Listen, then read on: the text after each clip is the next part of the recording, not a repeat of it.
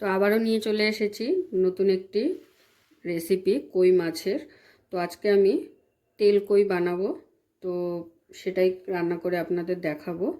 তো এই তেল কইটায় আমি একটা স্পেশাল মশলা দেবো, সেটাই হচ্ছে নতুন ব্যাপার, আর কিছুই না। তো প্রথমে আমি এখন এখানে 3 পিস মাছ নিয়ে নিয়েছি। এই মাছটাকে ম্যারিনেশন করব। তো ম্যারিনেশনের জন্য আমার লাগছে নুন,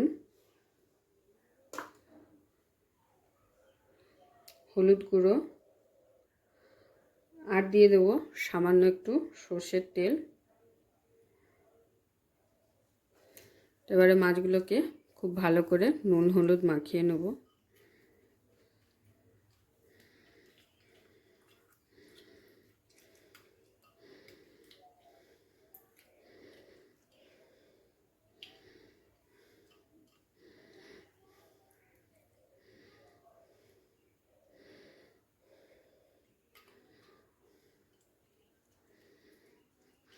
তেল কই অনেকেই অনেক রকমভাবে খেয়েছেন, তবে আজকে আমি যেভাবে রান্নাটা করছি তো সেইভাবেও একবার অবশ্যই ট্রাই করবেন। আজকে আমি একটি আলাদা মশলা দেবো, তো সেই কারণেই করে দেখানো।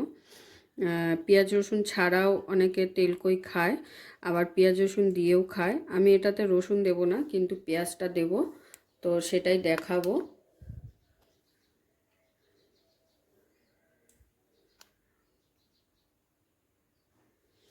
তো তাহলে মাছটায় আমার নুন হলুদ মাখিয়ে নেওয়া হয়ে গেছে। এবারে আমি মাছটাকে সাইডে রেখে দিচ্ছি।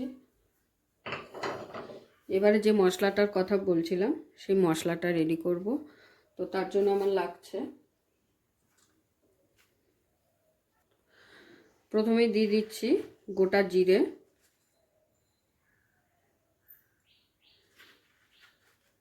তো গোটা জিরে আমি 1.5 চামচের মতো নিয়ে নিলাম। আর স্পেশাল বলতে এখানে আমি আজকে এই বাটাটার সঙ্গে মৌরি অ্যাড করব। তো নিয়ে নিলাম 1/2 চামচের মতো মৌরি। যেহেতু আমার মাছের পরিমাণটা কম, তো আপনারা আপনাদের মাছের পরিমাণ বুঝে মশলাটা রেডি করে নেবেন। যেহেতু আমি এখানে আজকে 3 পিস মাছ দিয়ে রান্নাটা করে দেখাবো, তো সেই কারণে সেই পরিমাণ অনুযায়ী আমি মশলাটা নিয়ে নিচ্ছি। আর দিয়ে দিচ্ছি 3টে শুকনো লঙ্কা, আর ভালো ফ্লেভারের জন্য একটা এলাচ। তো এটাই হচ্ছে স্পেশাল। এই এলাচ আর মৌরিটার জন্য আজকের এই তেল কইটা কিন্তু অসাধারণ লাগবে, একদম অন্যরকম লাগবে স্বাদ, আর খেতেও খুব ভালো হয়, আর খুব সুন্দর একটা ফ্লেভার বেরোয়। তো এটাকে এখন আমি গরম জল দিয়ে কিছুক্ষণ ভিজিয়ে রাখবো।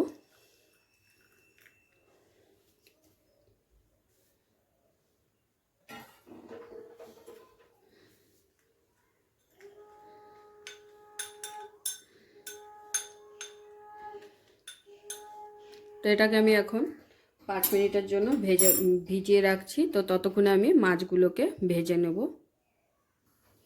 তো মাছগুলো ভেজে নেওয়ার জন্য আমি এখানে একটি কড়াই বসিয়ে দিয়েছি। রান্নাটা কিন্তু পুরোটা সর্ষের তেলে হবে। তো কড়াইটা গরম হলে আমি তেল দিয়ে দেবো।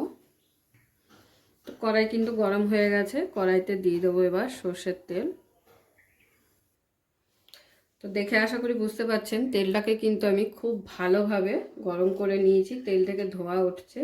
তো এই পর্যায়ে আমি মাছগুলোকে এক এক করে ভেজে নেব।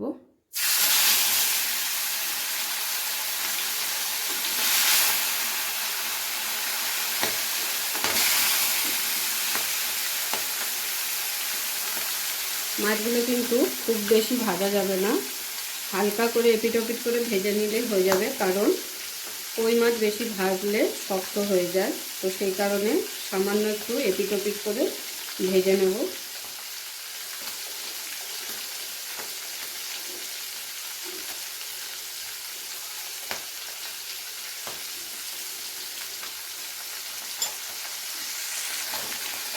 তো এই পিঠ কিন্তু ভেজে নেওয়া হয়ে গেছে। এবার আমি মাছগুলোকে উল্টে দিচ্ছি।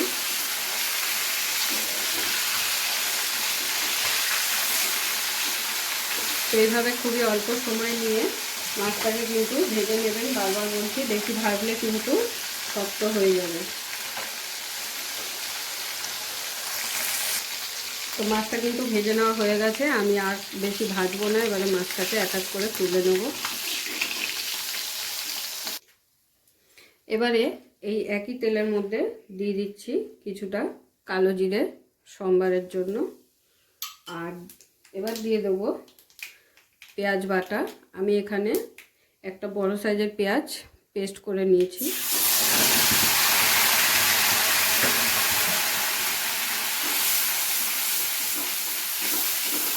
পেঁয়াজটাকে কিছু সময় ধরে খুব ভালো করে ভেজে নেব, হালকা বাদামি কালার না হওয়া অবধি।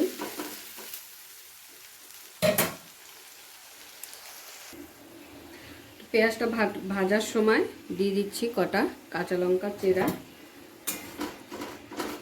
পেঁয়াজটা ভাজতে ভাজতে মিডিয়াম আঁচে ভাজছি আমি, খুব বেশি আঁচটাকে বাড়িয়ে দিইনি। যে মশলাটা আমি গরম জলে ভিজিয়েছিলাম সেটার একটা পেস্ট তৈরি করে নেব। তো আমি এবারে মশলাটাকে বেটে নেব। তো পুরো মশলাটা আমার বেটে নেওয়া হয়ে গেছে। দেখুন আমি কিন্তু হাতেই বেটে নিলাম, আপনারা চাইলে মিক্সিতেও করে নিতে পারেন।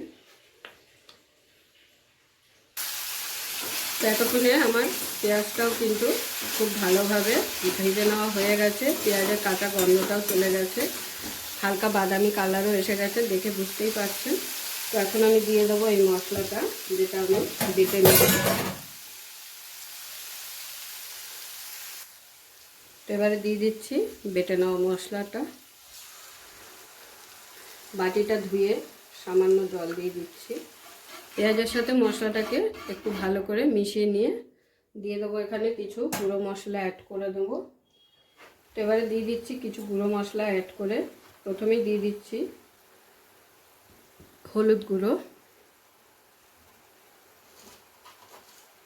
স্বাদ অনুযায়ী লবণ, আর দিয়ে দেবো রঙের জন্য কাশ্মীরি লঙ্কা গুঁড়ো, আর দিয়ে দেবো সামান্য একটু ধনে গুঁড়ো।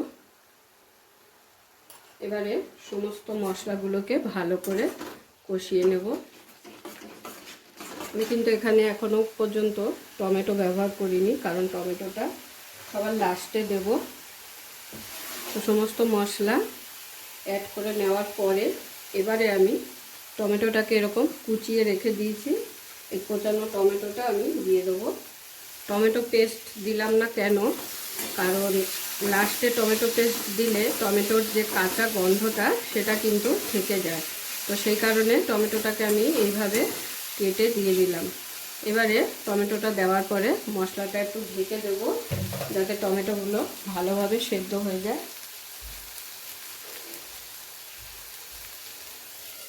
আর গ্যাসের ফ্লেমটাকে এই সময় একটু মিডিয়ামে রেখে দেবো। এবারে ঢাকনাটা খুলে একটু দেখে নিচ্ছি। আরও দুটো মশলা অ্যাড করবো এখানে, সেটা হলো একটু আদা বাটা। আদা বাটাটা আপনারা চাইলে আমি যে মশলাটা বানিয়েছি মানে গোটা জিরে, মৌরি, শুকনো লঙ্কা তার সাথে বেটে দিতে পারেন। আমার যেহেতু বাটা ছিল তো সেই কারণে আমি আলাদাভাবেই দিলাম। আর দিয়ে দিচ্ছি সামান্য পরিমাণে কাঁচা লঙ্কা বাটা। এখানে যেহেতু আমি শুকনো লঙ্কা ব্যবহার করেছি তো সেই কারণে কাঁচা লঙ্কা বাটাটা সামান্য পরিমাণে দিলাম। এবারে দিয়ে দিচ্ছি সামান্য জল। একটু জল দিয়ে মশলাটাকে ভালো করে কষিয়ে নিলে সেই রান্না কিন্তু স্বাদ খুবই অন্যরকম হয়। তো মশলা দিয়ে খুব ভালো করে জল দিয়ে মশলাতে এবারে গ্যাসের ফ্লেমটাকে বাড়িয়ে নিয়েছি, ভালো করে কষিয়ে নেব যতক্ষণে না মশলা থেকে তেল ছাড়তে শুরু করছে। দেখুন জল দেওয়ার পরে জলটা কিন্তু টেনে আসছে, আর এইভাবেই ভালো করে মশলাটাকে কষিয়ে নেব। তেল ছাড়তেও শুরু করেছে, কিন্তু আর একটু টানাতে হবে। খুব ভালো করে মশলাটাকে এইভাবে কষিয়ে নিতে হবে, শুকিয়ে ফেলতে হবে আর কি।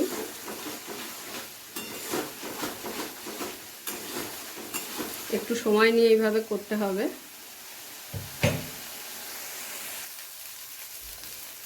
তো দেখুন মশলার গা থেকে কিন্তু এই যে দেখে বুঝতেই পারছেন সাইড থেকে তেল ছাড়তে শুরু করে দিয়েছে, তার মানে আমার মশলাটা খুব ভালোভাবে কষে গেছে।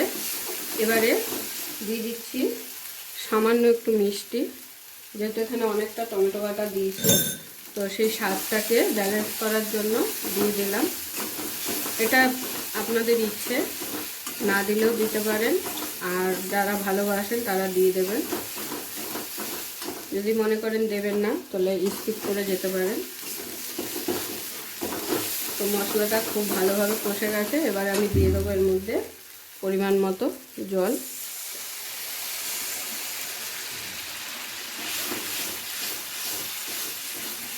তো ঝোলটা কিন্তু খুব সুন্দরভাবে ফুটে উঠেছে। এখন আমি দিয়ে দেবো মাছগুলোকে, ফ্রাই করে রাখা মাছগুলো।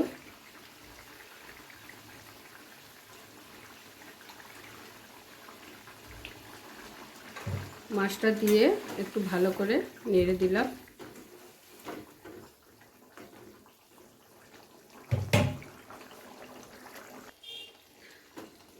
তো আমার তেল কই কিন্তু একদম রেডি।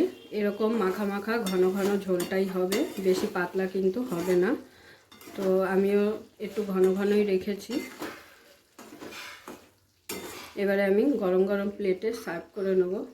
তো দেখতেই পেলেন কত সিম্পল আর ঘরোয়া পদ্ধতিতেই কিন্তু আমি রান্নাটা করে দেখিয়ে দিলাম। তো আপনারা চাইলে এইভাবে একবার ট্রাই করে দেখতে পারেন। অনেকেই অনেক রকমভাবে খেয়েছেন, এইভাবেও একবার ট্রাই করে দেখতে পারেন। তো আজকের ভিডিওটি আমার কেমন লাগলো আপনারা অবশ্যই কমেন্ট করে জানাবেন। আর আরও নিত্য নতুন ভিডিও দেখার জন্য আমার চ্যানেলটি অবশ্যই সাবস্ক্রাইব করে নেবেন। তো এবারে আমি গরম গরম প্লেটে সার্ভ করে দেখাচ্ছি।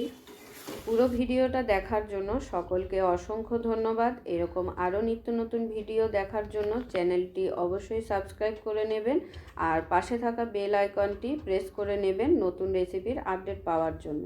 তো সবাই ভালো থাকবেন, সুস্থ থাকবেন। আবারও দেখা হচ্ছে আপনাদের সাথে নতুন একটি রেসিপি নিয়ে।